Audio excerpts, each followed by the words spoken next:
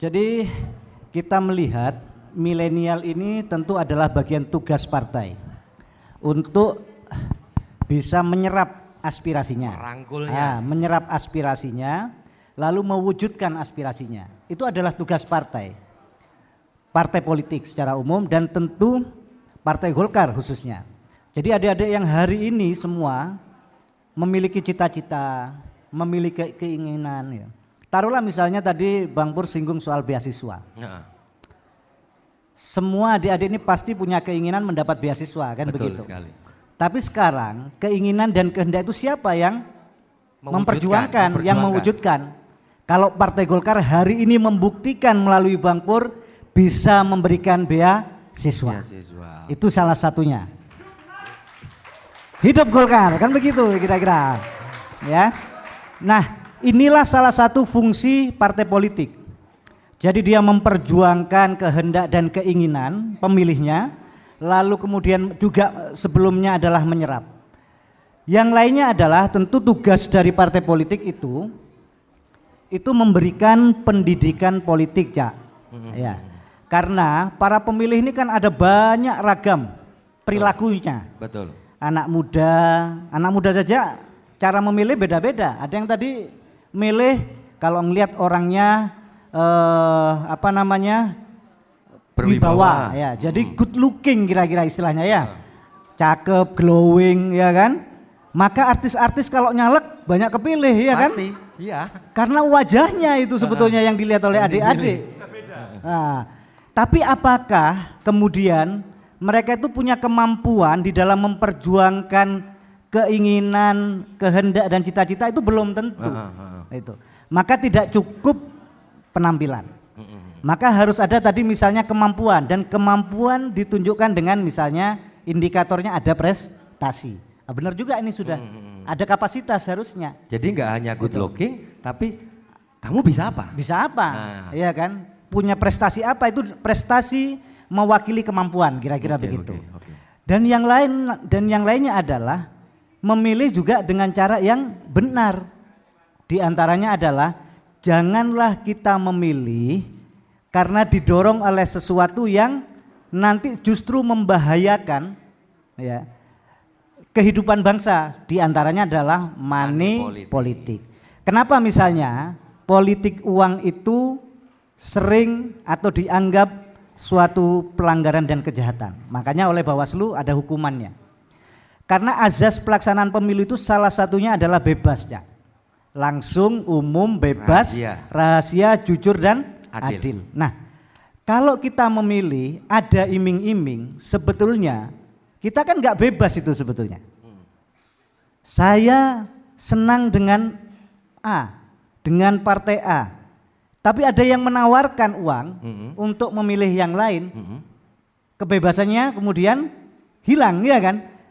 Coba kalau misalnya sama-sama nggak kasih duit semua, kita kan bebas milih, sama-sama nggak ngasih, kan gitu, ya kan?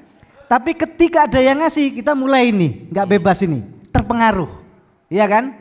Nah bayangkan nih adik-adik juga misalnya, ada yang disukai, yang cewek suka yang cowok suka yang cewek. Lalu kemudian ada iming-iming. Iya kan?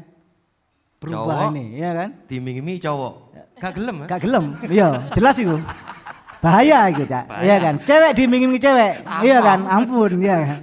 Nah, kira-kira begitu. Mengapa politik uang itu kemudian dilarang? Ya kita akan akhirnya mempertukarkan sesuatu yang tidak setara sebetulnya, Cak. Kita bicara cita-cita lalu ditukar dengan Rp20.000, Rp25.000, yang kalau itu 5 tahun dibagi, tadi Cak Londo berapa Cak? Kalau 100.000 aja Rp55. Cilo aja gak iso gitu Cak. Iya gak cukup. Iya kan? Bayangin nih, harusnya kan adik-adik dikasih 25.000 atau pemilih pada umumnya dikasih 25.000. Emang gua cowok apaan? Harusnya kan begitu, ya. Emang gua cewek apaan 25.000 kan gitu. Kok murah amat gitu. Lebih mahal yang di tempat-tempat yang jelas-jelas mereka jualan kan begitu ya. Padahal kita ini loh masih orisinal ya kan. Masih wah segala sesuatunya masih clear dan clean gitu ya. Hanya Rp55 Mbak Devi, iya kan? Itu saya nggak tahu 55 rupiah hari ini bisa dibuat apa, Cak. Fotokopinya 150 200, Cak. Iya kan? Apalagi menuju glowing, berapa skincare hari ini ya? Wah, jadi paling enggak kan itu ya. bisa paham ya adik-adik ya, bisa paham kan berapa nominal yang akan diberikan kamu, langsung saja sudah dibagi untuk 5 tahun. Mau diar cuma oleh sakmono tok. Baik, begitu. Ini tanggapan dari Mas Dimas juga dari partai ya tentang money politik seperti ya, itu ya. Jadi partai hari ini, partai politik juga dalam konteks menjalankan tugas dan fungsinya, pertama mewujudkan cita-cita yang terbaik bagi para pemilih, bagi para konstituen, bagi masyarakat umum. Kita juga harus memberikan pendidikan politik yang terbaik kepada pemilih. Pilihlah siapapun yang kalian anggap pantas, ya. Tapi jangan sampai memilih hanya karena iming-iming yang tidak sepadan dengan akibatnya, gitu. Setiap suara itu menentukan masa depan kita sebetulnya, kan gitu. Kalau satu suara mungkin nggak terasa, ya cuman saya aja. Bayangkan kalau semuanya yang terpengaruh, kan begitu. Maka yang terpilih adalah orang-orang yang alih-alih akan mewujudkan cita-cita kebaikan adik-adik semua.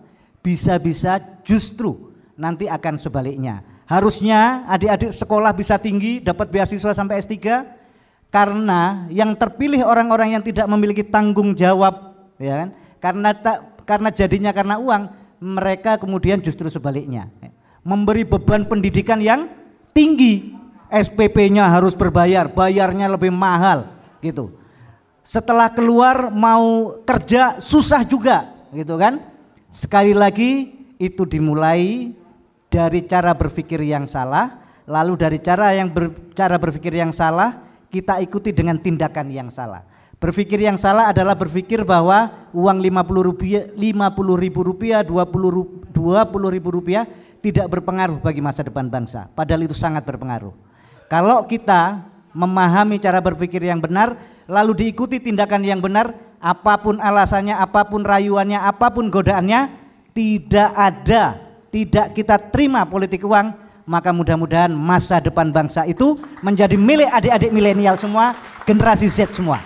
Kira-kira itu ya. Oke. Wah, keren sekali. Sudah paham ya? Bro ya? Sekarang lagi apa? Besti gimana Besti? Besti. Yang jelas apapun itu sampean ditawari uang untuk memilih partai tertentu atau sosok tertentu, langsung katakan tidak.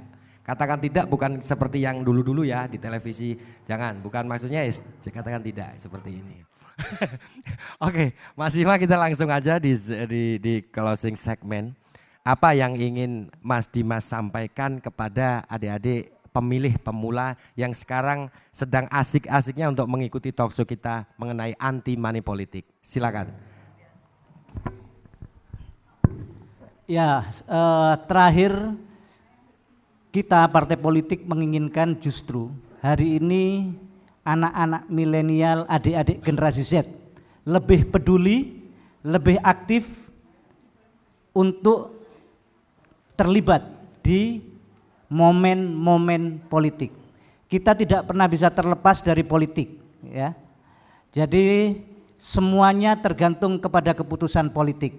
Maka masa depan adik-adik tergantung keputusan adik-adik hari ini.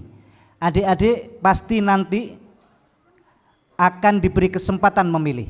Maka pilihlah dengan pilihan yang terbaik. Itu kira-kiranya. Baik, selanjutnya closing segmen dari Mbak Devi, karena kan untuk kaum milenial ini kan saya yakin sama-sama tahu bahwa gak kira nyoblos ini. Nah, bagaimana caranya untuk Bawaslu dari jenengan Mbak Devi, closing segmen untuk teman-teman ini semua, silakan. Siap. Kita tahu bahwasanya peraturan terkait dengan politik uang ini sudah jelas ya, sudah jelas untuk peserta pemilu. Tetapi untuk pemilih, jadi untuk para pemilih, para milenial yang sudah ada di sini, monggo untuk juga kita kuatkan peraturan itu, kita tegakkan peraturan itu dengan sebaik-baiknya. Artinya teman-teman ini tidak, biasanya itu pemilih itu gini Cak, ono duit gak? Kan gitu. Itu. ah. Nah, ini yang jadi monggo teman-teman yang sebagai pemilih, teman-teman milenial sebagai pemilih ini juga sadar bahwa politik uang adalah sebuah kejahatan. Kalau kejahatan maka harus kita hindari. Maka politik uang mari kita tolak bersama-sama. Itu ya. Gunakan hak pilih Anda tanpa menggunakan politik uang. Bersama rakyat awasi pemilu, bersama Bawaslu tegakkan keadilan pemilu. Oke, selanjutnya Alin. Apa Alin yang ingin disampaikan untuk teman-teman pemilih yang milenial, yang sama sih, sama milenial, sama Alin, sama saya juga. Silakan. Oke, jadi untuk teman-teman semua, jangan takut untuk memilih.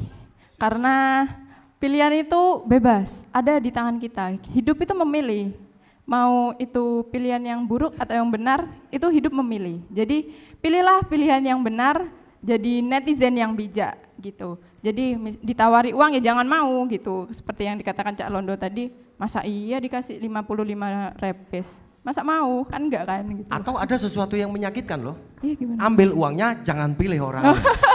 Itu keren sekali tuh. Ya kejam ya, kejam. Jadi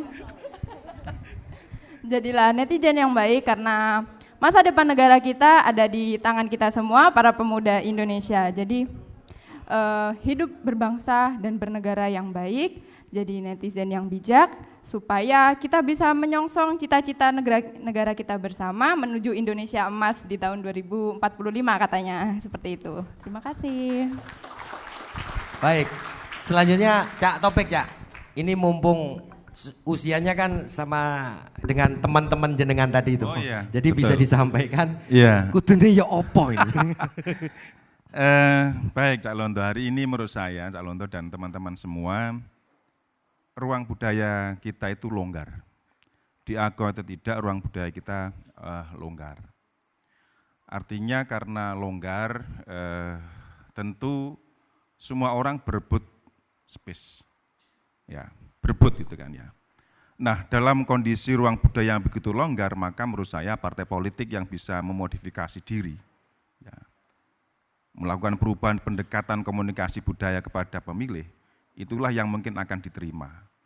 Maka oleh karena itu partai-partai konservatif, ya, yang mempertahankan gayanya, bukan soal usianya loh ya, yang mempertahankan gayanya dalam cara mendekati pemilih, maka ia akan ditinggalkan. Ya.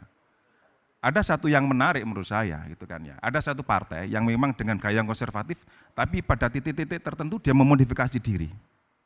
Golkar menurut saya, karena ini momentum ulang tahun Golkar ya. Golkar itu partai yang menurut saya memiliki kesetaraan dengan ruang publik yang longgar tadi, yang karakternya permisif, menurut saya nih ya, praktis, eklektik.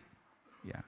Artinya memang gaya partai yang eklektik gitu kan ya, tidak konservatif karena memang sangat praktis sekali, dalam kurung juga pendekatannya pragmatis, bernilai guna.